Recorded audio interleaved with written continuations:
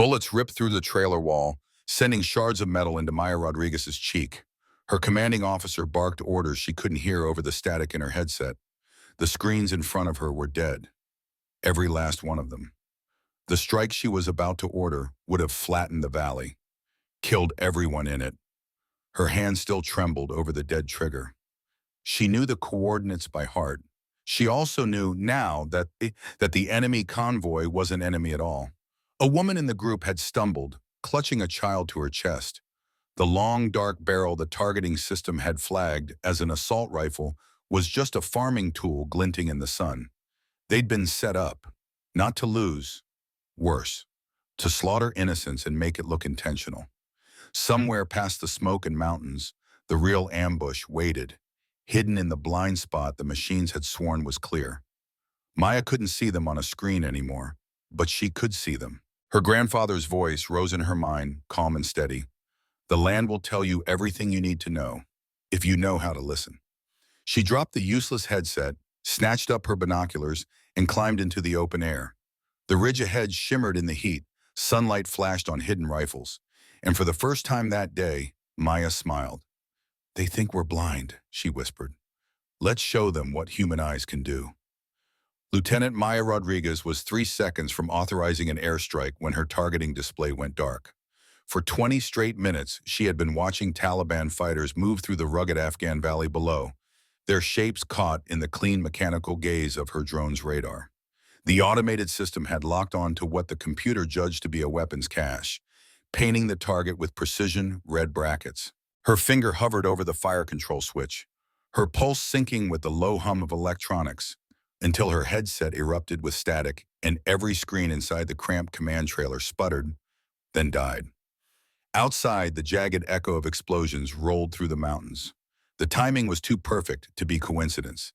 Enemy forces had just taken out their communications tower with a single, well-placed rocket strike. A sharp, cold awareness spread through Maya's chest. They hadn't been stalking the fighters. The fighters had been stalking them. With their digital eyes blinded and the enemy moving in, she didn't waste a second. Maya snatched a pair of binoculars from the console and climbed the narrow metal ladder to the trailer's roof. Every second mattered now. The next few minutes would decide whether her team lived through the morning or not. The day had begun like any other at Forward Operating Base Viper. For 6 unbroken hours, Maya had sat glued to the bluish glow of her monitors, tracking insurgent movement patterns. The fatigue burned at her eyes, but the feeds, real-time satellite images layered with drone footage, demanded her focus. The automated threat detection system pinged steadily, dropping red squares over potential targets while feeding probability calculations with machine precision. 18 months in country had taught her to trust these systems completely. They never missed a heat signature. They never misidentified a rifle as a shovel. They didn't make human mistakes, the kind that could get people killed. Across the trailer, Staff Sergeant Mike Torres manned his radio station, sifting through the low hiss and fragments of enemy transmissions. Around Aero 800 hours, he'd glanced over and called out, "Maya, I'm getting a spike in chatter from Grid Square 47 Alpha. Sounds like they're cooking up something big." Instantly, the computers had shifted focus, training their sensors on that slice of terrain. Within minutes, the system flagged a convoy, vehicles loaded with both weapons and fighters. Adrenaline surged through Maya's bloodstream, sharp and electric. This was her element. The moment she had drilled for at Fort Wuka, when every skill she had would pivot from theory to battlefield advantage. Her drone's cameras tightened in on the targets, lenses adjusting without her touch. Wind speed, distance, strike coordinates, all of it calculated on a screen in clean green numbers. The sequence was textbook, right down to the steady rhythm of her breathing. And yet, something in the valley felt off. Maybe it was the way the shadows clung unnaturally to the slopes, or the absence of the usual hum of morning life from nearby villages. Maya noticed it in the corner of her mind, but she pushed it aside. The screens were telling her what mattered, and she'd learned long ago to trust the filter. The first anomaly came as a half-second glitch, a twitch in the satellite feed, like the image had blinked. She chalked it up to atmospheric distortion. The mountains could play havoc with signal. The backups came online instantly, and her targeting data stayed solid. She moved on, confirming the strike package with Captain Williams Dodd and coordinating with the air support unit. Then the radios went dead, not with the gradual fade of normal comms traffic, but in a single unnerving cutoff, like someone had pulled a plug. Torres looked up from his console, frowning. "That's weird," he muttered. Enemy chatter just flatlined. Maya checked her screens, still clean, still showing the convoy in motion, still flagged as high priority. Nothing in the data reflected the sudden silence. The rocket hit moments later. The communications tower was gone before they even registered the sound. The blast punched through the trailer like a giant's fist, knocking Torres out of his chair and sending a harsh ripple of sparks through every piece of equipment. In a blink, the room was nothing but dead consoles and the eerie hum of emergency lighting bathing the space in a blood-red glow. The sudden quiet was worse than the noise, and then she heard it. Engines, faint but growing louder, crawling toward them from more than one direction. These weren't the trucks they'd been watching down in the valley. This was something else, something coming straight for them. The first warning came like a thunderclap in human form. Captain Williams bursting through the trailer door, his face set in a grim mask. "We're under attack from the North Ridge," he shouted, his voice rising above the escalating rattle of gunfire outside. "All electronic systems are down. We're fighting blind." Maya's gaze dropped to the bank of dark, lifeless screens in front of her. She stared at them in disbelief, as if sheer will might bring them back to life. Without the satellite feeds, thermal imaging, threat detection overlays, without the digital scaffolding she'd always relied on, she felt like a pianist suddenly robbed of her instrument.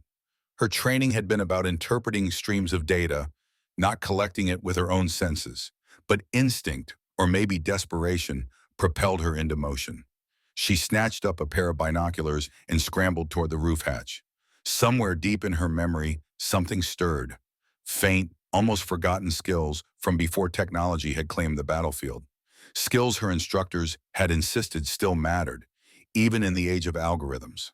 Her grandfather's voice rose unbidden in her mind, carrying the smells of pine and wood smoke from long-ago hunting trips in the Montana wilderness, where the only tools had been a compass and a good pair of eyes.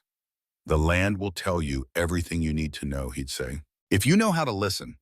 Now, with the metallic whine of bullets slicing the air and the lives of her team hanging by a thread, Maya was about to find out if those old lessons could save them. She crouched low on the sun-heated metal roof, forcing her breathing to slow despite the chaos below. No tidy red target boxes, no distance markers, no machine-processed clarity. Only the raw, unfiltered complexity of the Afghan landscape. The valley floor shimmered in the heat, dust devils swirling into deceptive shapes that could pass for moving vehicles. Shadows shifted constantly under passing clouds, making still objects appear alive. No wonder the computers needed so many algorithms to make sense of it all. She adjusted the focus of her binoculars, and her grandfather's gravelly voice whispered again in her memory. "Don't look for what you expect to see. Look for what doesn't belong." She had been 8 years old the first time he taught her to spot deer in the thick Montana timber, showing her how to notice the unnatural straightness of an antler among twisting branches, the wrong texture of fur against rough bark. Now she used those same instincts for a deadlier purpose. The group she'd been seconds from ordering an attack on was moving in a loose, uneven cluster. Nothing like the disciplined, purposeful pattern of trained fighters. Through the binoculars, she saw their faces clearly, weathered, lined with fear, eyes darting backward as they hurried along the dirt path. One man carried something the automated system had flagged as an assault rifle, but in the sunlight, Maya could see the truth. It was a farming tool, its metal blade flashing just enough to fool the pattern recognition software. A woman stumbled as she tried to keep pace, clutching a child tightly against her side. These were not insurgents moving into attack positions. They were families, running from something, but from what? Her binoculars swept the ridges searching, and then she saw them. Muzzle flashes, sharp, bright, and coming from a ridge roughly 800 meters north of her position. The same ridge the automated systems had confidently marked as all clear before dying. Her stomach clenched as the trap became clear. The enemy had used electronic warfare to blind their technology and feed them false targets, luring them into slaughtering civilians while the real threat maneuvered for a perfect kill. "Contact north!" she shouted into her radio, but the headset answered only with a hiss of static. The blackout was complete. Somewhere below, Captain Williams was barking orders, but his voice was nearly swallowed by the thunder of gunfire.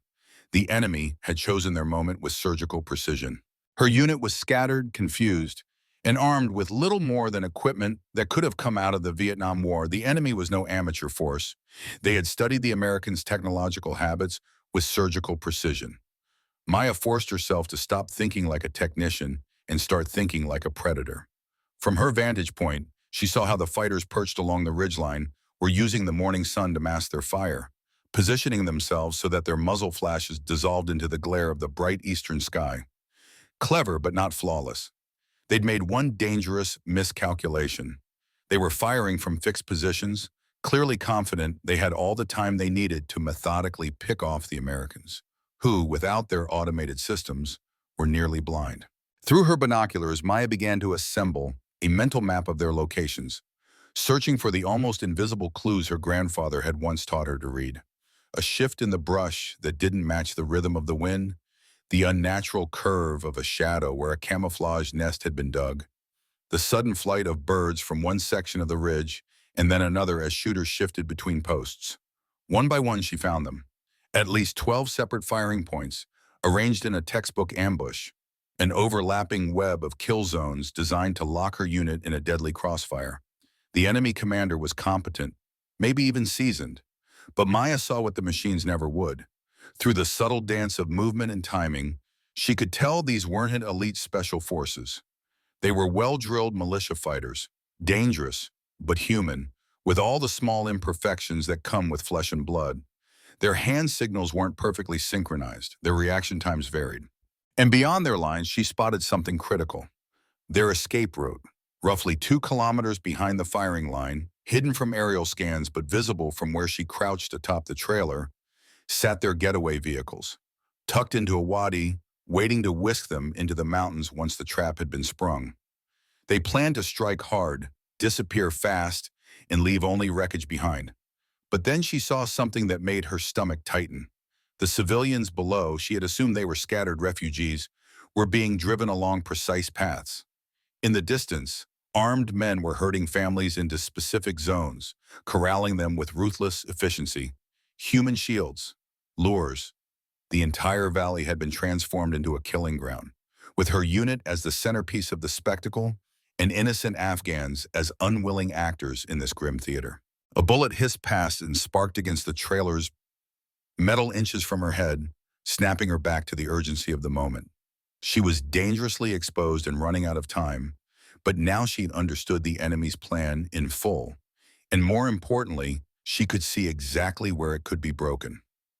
The machines would have isolated individual targets, calculated coordinates, and sought maximum kills.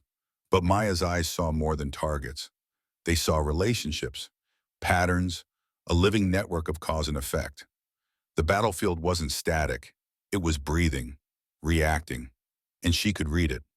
She slid backward to the trailer's edge, her mind racing, shaping a plan that no algorithm could have produced. The enemy had turned her technology against her, certain that without it, the Americans would be helpless. They were about to learn that the most sophisticated weapon in war wasn't built of metal or circuits. It was the human mind, adapting faster than any code. Maya dropped through the roof hatch, landing hard on the metal floor. Captain Williams was in the middle of barking orders, trying to coordinate their defense with shouted commands and hand gestures. "Sir," Maya's voice cut through the chaos, "I know where they are, and I know how to stop them." As the enemy fighters on the ridge began their coordinated assault, Maya seized the radio and redirected the unit's attention to the real threat. She relied only on her eyes, her instincts, and the battlefield map in her head, calling out target positions with a precision that froze Williams in disbelief.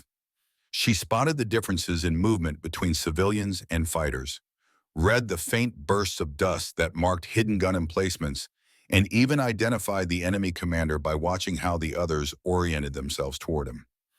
Every call she made tightened their return fire into a sharp, lethal counterattack. What should have been a massacre of her unit became a rout for the attackers. As the surviving fighters fled toward the mountains, Maya knew she had stopped not only a military defeat, but the deliberate slaughter of civilians. She had seen and acted on what the machines never could. Captain Williams stared as she grabbed a grease pencil and sketched the ridge on a paper map. The method was so simple, it felt almost revolutionary. 12 fighting positions along this ridgeline, she said, tracing the terrain with her finger. L-shaped ambush, heavy weapons here and here. She marked the spots with quick X's. But sir, she added sharply, they're using civilians as bait. Families are being herded through the valley by armed men to draw our fire. Williams ducked as another burst of automatic fire rattled against the trailer's side. How the hell can you know all that? Our surveillance is completely blind. Maya looked up from the map, her eyes bright with an intensity that was almost frightening. I watched them, she said. Maya's eyes never left the ridge. She'd been studying the enemy with an intensity that bordered on obsession, watching every subtle movement, every silent exchange between fighters, every calculated adjustment to their positions. Sir, she said finally, her voice low but firm, look at how they move, how they signal each other, where they've parked their escape vehicles. Her finger tapped the map, pinpointing a spot 2 kilometers behind the ridge. They're not here to hold this ground. This is a hit and run. They want us to fire, to cause civilian casualties. Then they can broadcast it to the world and paint us as butchers.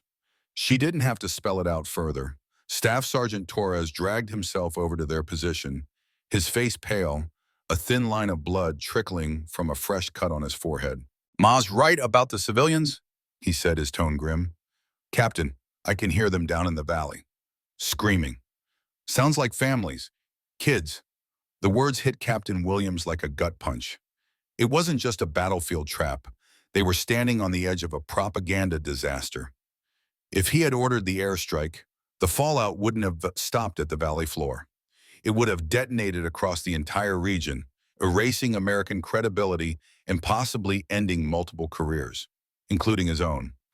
Ironically, Maya's earlier equipment malfunction, one that had infuriated him at the time, had just saved them from that catastrophe. Williams made his decision in an instant, discarding 20 years of drilled-in protocol. All right, Rodriguez, he said, locking eyes with her. You're our eyes now. What do you need? The confidence that rose in Maya's chest surprised even her. I need Sergeant Martinez and his squad on the eastern edge of our perimeter, she said without hesitation. She traced a line across the map with the tip of her pencil. The enemy's weakest point is their left flank. Only 3 fighters covering a 100-meter stretch. They're relying on the terrain instead of manpower. If Martinez can get into position unseen, he can fold their line from the side. Williams studied her. And you know there's a gap because I've been watching their muzzle flashes for 10 minutes, Maya replied. They're firing in sequence, not all at once. No overlapping fields of fire on the left. Her certainty was unwavering. There's also a dry stream bed running along the base of the ridge. Martinez can use it for concealment if he approaches from the southeast. Williams reached instinctively for his radio before remembering it was useless in this terrain. Torres, he ordered, get Martinez over here. We're going old school.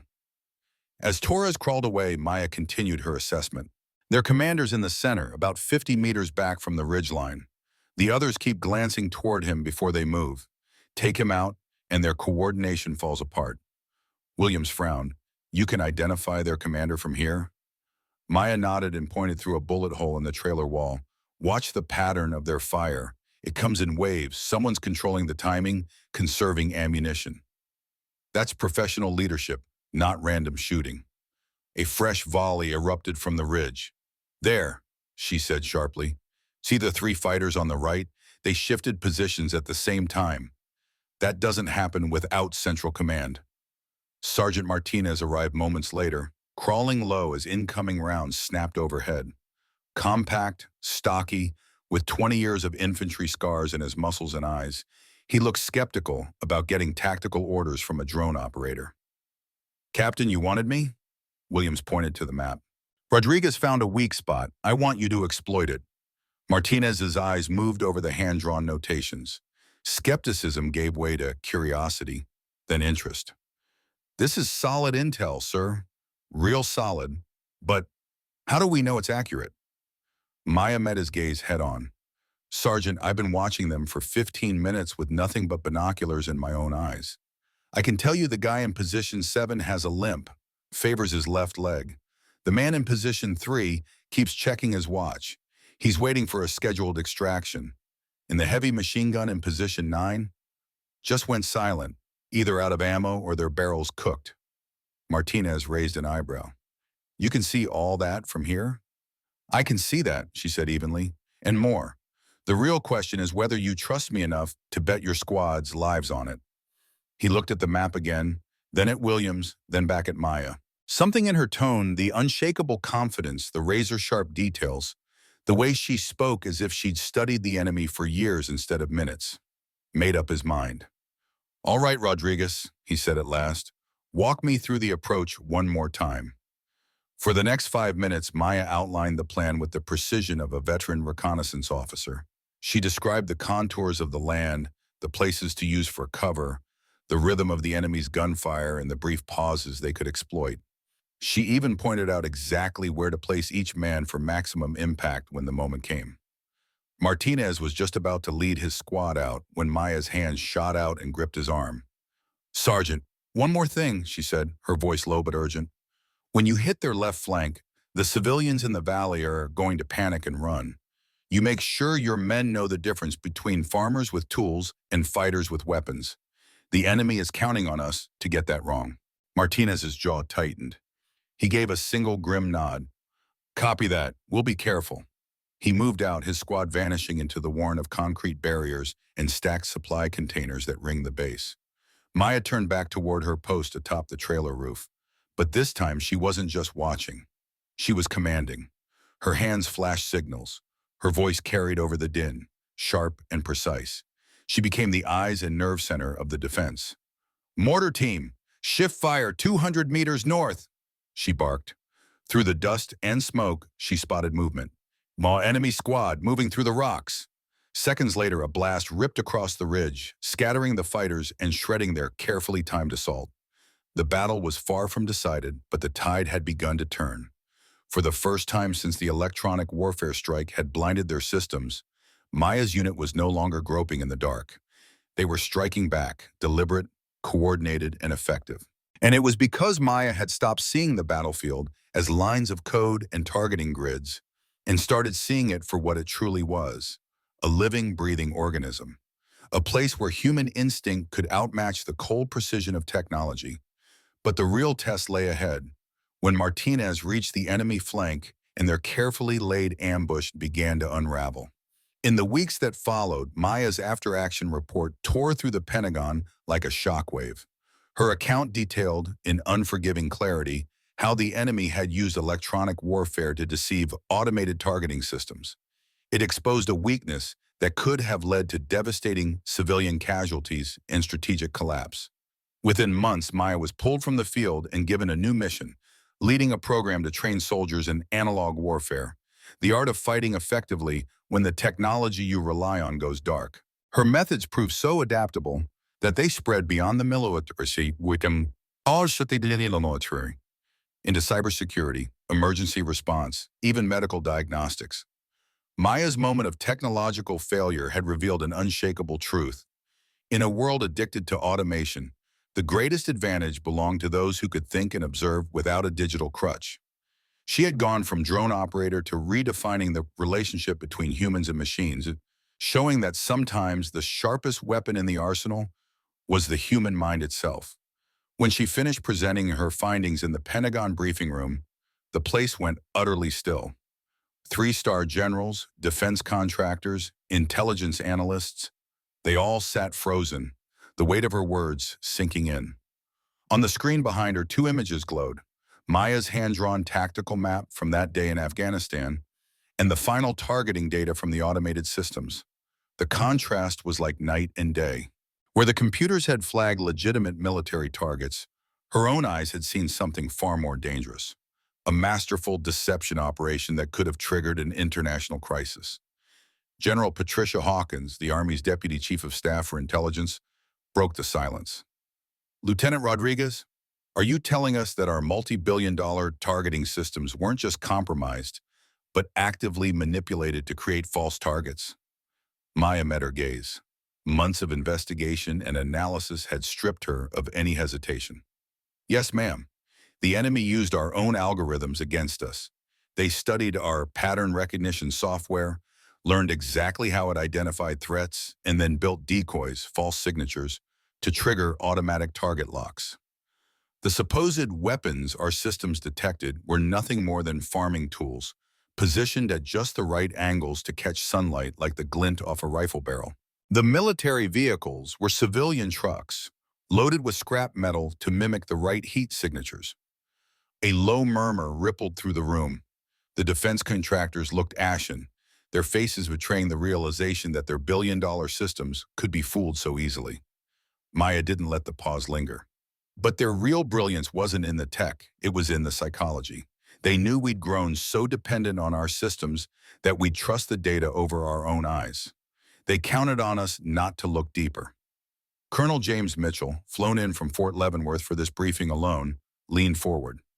What you're describing suggests a fundamental flaw in our entire approach to modern warfare. How do we fix something that deep? Maya advanced to the next slide, a training curriculum she had been refining for months. We stopped letting the technology own us, sir. We turn it back into what it was meant to be, a tool, not a crutch. I've been working with cognitive scientists and military historians to build what we're calling. The training had started as something simple, just an experiment in what Maya called hybrid intelligence. The idea was to teach soldiers how to merge the precision and speed of automated systems with the irreplaceable instincts and observational skills of human beings. She had never intended to spark anything bigger.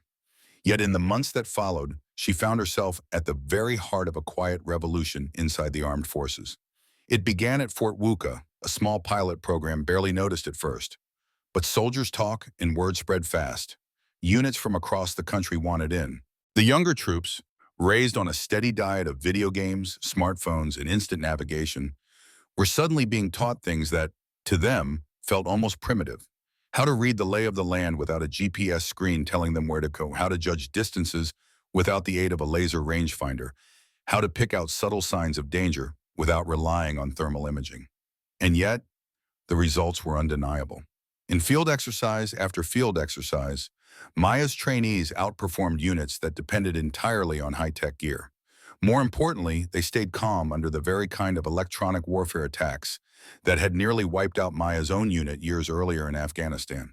When the tech went dark, these soldiers didn't freeze. They adapted. But Maya's influence didn't stop at the battlefield. Her methods caught the attention of people far outside the military. Dr. Sarah Chun, a cybersecurity researcher at MIT, sat through one of Maya's lectures and recognized immediately that the principles she was hearing went far beyond combat. What you're describing, Chun told her afterward, isn't just about warfare. It's about any situation where people have grown too dependent on automated decision-making. That conversation led to Maya's first civilian consulting job. Working alongside Chun's team, she helped design a cybersecurity framework that fused automated threat detection with the pattern recognition skills of human analysts. The hybrid approach caught sophisticated attacks that had slipped past traditional security programs for years. Soon after, the medical field came calling. Dr. Michael Torres, no relation to her old sergeant, was an ER physician who had heard of her work through military medical channels. He invited her to observe doctors in action, and what she saw hit her like deja vu. We've got residents who can read an MRI scan, but can't do a basic physical exam, Torres told her. They trust the machine more than their own judgment. Maya spent 6 months collaborating with medical schools, developing training programs that blended high-tech diagnostics with the kind of hands-on clinical skills that used to be second nature. The impact was dramatic. Physicians trained under her methods began spotting subtle symptoms that algorithms missed, leading to earlier diagnoses and better patient outcomes. But perhaps the most surprising request came from a place Maya would never have imagined, an inner-city classroom in Detroit. Maria Santos, a dedicated school teacher, had read about Maya's work in a magazine and sent her a simple, heartfelt question. Could these same principles help my students learn better? Maria's students were digital natives, fluent in using tablets and smartphones to pull up answers in seconds. Yet when the devices weren't there, many struggled to solve problems, think critically, or find creative solutions. When Maya visited, she was both impressed and concerned. The kids were skilled at finding information, but not at understanding or evaluating it without a machine to guide them. Together, she and Maria designed classroom exercises that treated technology as a partner to human thought, not a substitute for it. The results were so remarkable that the U.S. Department of Education took notice. Within 2 years, Maya was consulting on national policy, shaping curricula that prepared students for a future where human creativity and machine intelligence would have to work side by side. Now, standing in her new Pentagon office with the rank of major and her own research division, Maya let her thoughts drift back over the unlikely path that had brought her here.